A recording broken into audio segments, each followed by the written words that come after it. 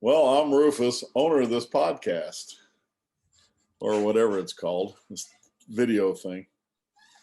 And I've been coaching for over 40 years. I've seen a lot, done a lot. I started coaching high school football in 1980, and weight rooms were just kind of coming into vogue a little bit back then. Not everybody, but some. There was still the old theory that weightlifting made you muscle bound and would slow you down and everything else, and or strength training, I should say. Um, and then so the off season came, and nobody knew how to run the weight room except me. I had the most experience because I had, like most people, trained with weights when I was younger and in college, and so that's what we did. And so I got to become the strength coach. It was a volunteer position, obviously, and so we just kind of built it from there. And I realized that we didn't have very good athletes, so I had to try to figure out a way to make them better. And so I generally work with high school and middle school kids.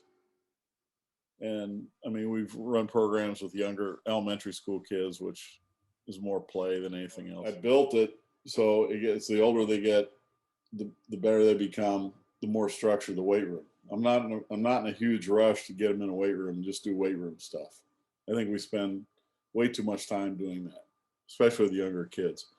You know, let them have some fun. Let them go play. I want them to. And one of the reasons I got into Olympic weightlifting was because I saw an opportunity to keep the kids active during the off season from when I was coaching football. I thought it was a good training tool, but also I saw the confidence it gave when they had to go out there and just them and a barbell, and their success depended on how well they could manage the movement to lift the barbell properly and make it. And you see these kids grow like that. It's not just about making them all great athletes. For some kids, it's get them to get their feet going straight ahead. And if a kid does it on his own without me telling him, I look at him and say, "Oh my gosh, look, your feet are right. That's very good." If I get him to do that, then that's fine. So I try to build them up like that, and I always try to find something that I can call everybody's attention to that he's doing right, that he's been screwing up, and he worked at it, and he worked at it, and he worked at it. And now all of a sudden he can do it. So there's times I'll just stop the room. I say, "Everybody, I want you to watch this. He's going to do a jump shrug."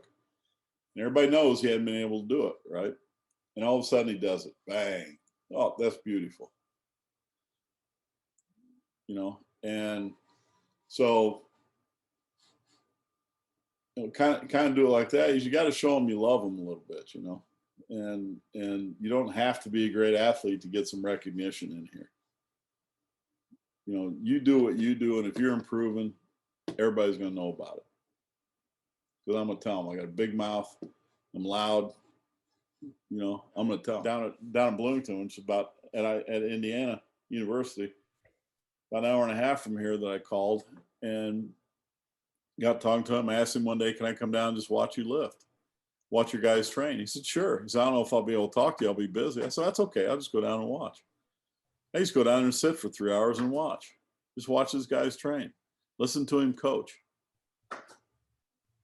And I'd pick up ideas. I didn't copy everything he did because I didn't have the kind of athletes he had. But I got ideas from stuff like that. And so, when I'm not learning, I get bored. And I don't I'm not as engaged in my coaching now as I used to be. But if I'm learning, if you and I are talking all the time and sharing like we do, or Bill and I are doing it, or whatever, it keeps me interested, and I'm learning. And I don't ever think that you should stop learning.